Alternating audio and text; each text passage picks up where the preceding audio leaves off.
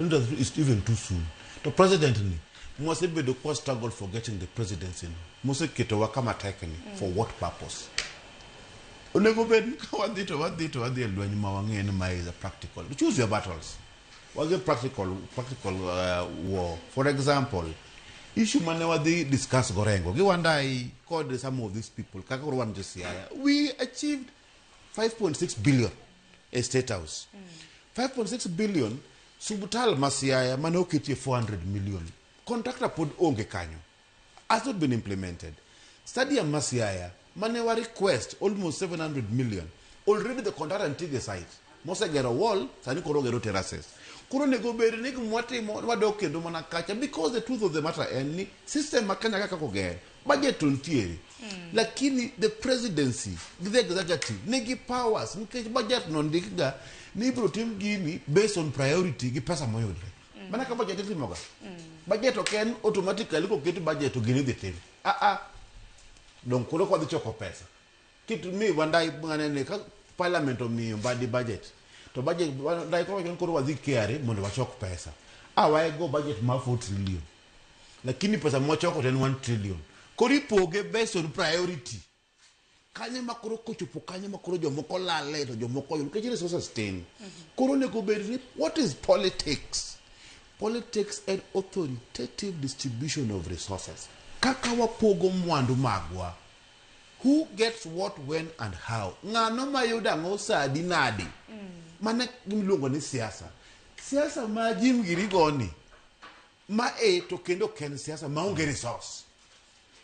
Ongeka kinya logo siasa come from Nairobi University kamora mora minya lobide mundu punji siasa ni siasa in about resources.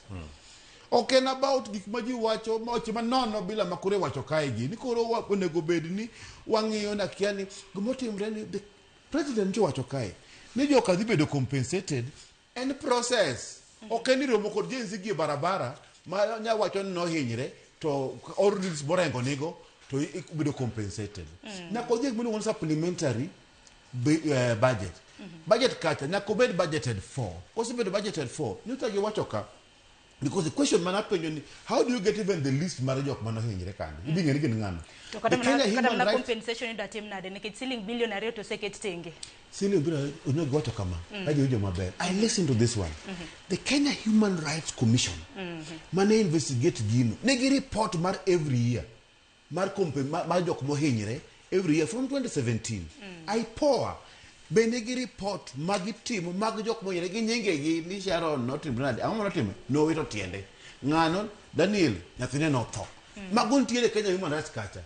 Koro for the first time the executive of Kenya believe no nyalo tiyo Kenya Human Rights report to do the compensation report makanya Human Rights kaponi somo gi recommend ga compensation mar jogi. Compensation majogi muno go bedni timo koro mando en back office work en ngane no hinyre kama to fair compete to go satimre compensation kata muno go TGRC in South Africa ka jino hinyre apartheid when Desmond Tutu gino timo TGRC jino bedo compensated. How were they compensated? Gimo buru nyo wacho chando ninga motho kunya bedo compensated. That is the truth. Okang wakao nga motho ni duoko ni itimo gumilungo ni pole to the families. Egma sustainable based on 2 billion chande agini ji adi manolo khongi magi jok manolo ngama ngati no tho eni mi pesa di ngama kata kaka basari bi ichiwoga ngama orphan total orphan many parents ne to tho imiyo pesa makama ngama ngaya nyola chiel imiyo pesa makama ngama jo nyol ngima to dhier timiyo pesa makama mano ndi kaka ipango gigo koro akiani kama koro James gi Karoli Tero why and be you can babu gisefuna because these are young people who are ambitious and number two gini waro bedo telo in the city in a multinational multi-ethnic community. I accept issue mara sefuna kwa babu but James Governor Mara so we need to sit back and talk and say James kama kwa why ni itero why bu bende se podo yudo jaten pinyo timulimbe county masia Jumapili mokadho bende no koneno reka mora kama no ngi kanyo en gima mapio kapoka ko yumate en gima rach miwuoro